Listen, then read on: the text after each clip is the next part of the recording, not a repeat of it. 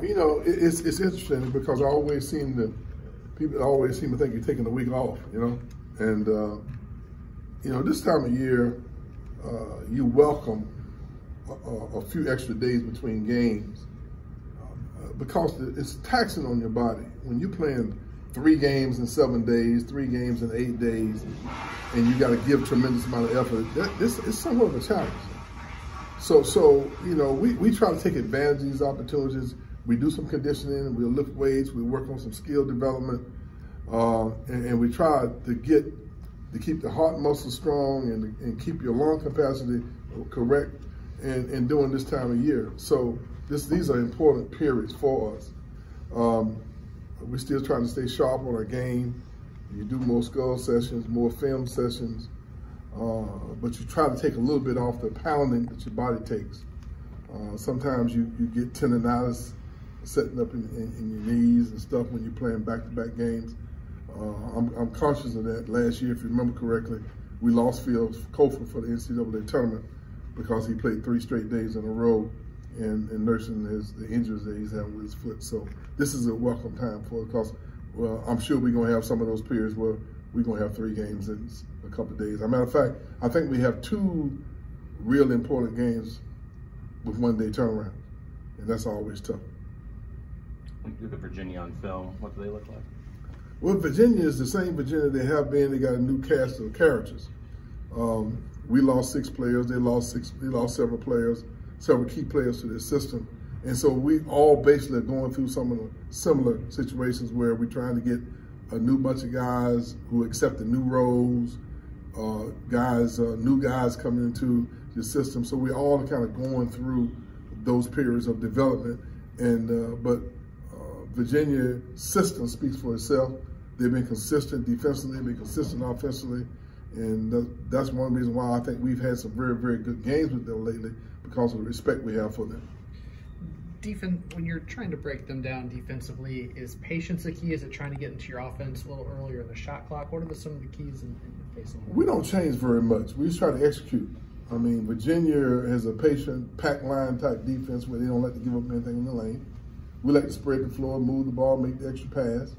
We might tweak a couple of inches here and there, but basically we'll be consistent with our offensive approach. I went back and watched the game that we played against them in the ACC tournament, and we had different schemes that we thought was going to work, but in reality, we stuck with what we have been doing all year long, and hopefully we're prepared to play against any type of defense. Well, what we're looking at that game, what were some of the keys to, I mean, only 2 teams in the country beat them last year. You guys beat them by 10. What were some of the keys in that game? Well, first we made shots. I thought that we had some lobs to Kamaji. David Nichols played with an extreme amount of confidence. The main thing I thought from watching that game was our experience show. We had a bunch of experienced guys, 5 seniors who had been there before. They executed very well offensively and defensively, and I thought we did all the little things that it takes to beat a team that has that type of soundness within their system. I know you don't concern yourself with rankings in January, but how has this team handled from a maturity standpoint the praise it's gotten in the last 2 to 3 weeks? You know, we haven't even talked about it. You know, we realize that this is January the 10th or 9th or whatever it is, and even though that is a good conversation piece, we've been here many times now. And if the only thing we're gonna start taking bows when we rank in the top 10 in January, in the middle of January, then we're gonna lose sight of what our real goals are. We gotta stay focused. You know, we still got a high ceiling. We got a lot of room for growth, and I think we have enough experienced guys returning. I'm talking about guys who've been around. Even our walk-ons, Harrison and Trent, and those guys, they've been through it enough. They know that in order for the season to be meaningful, we got to stay focused, and hopefully we have something to be excited about and pleased with at the end of the season. Do you think it could be more challenging this week, knowing Virginia's going to come here probably desperate to turn things around a little bit? I'm not real sure Virginia's going to be any more desperate to turn things around than some of the teams that going to come in. It's going to be desperate. You know, that's the way it is in ACC. If you're not ready to play, if you're not focused, if you're not at the level 5, if you're not at your very, very best, regardless of whether you're on the road or you're at home, whether you won 2, lost 2, something bad can happen to you. And so that's, all coaches know that. They're experienced. They know what's up in store. They know we coming with our best game. They know they have to bring their best game. We know that when we go on the road, we got to bring our best game regardless. I mean, case in point, you saw the #2 team in the country go to Georgia Tech the other day. And with three or 4 minutes to go in the game, it's anybody's game. That's every night out in the ACC.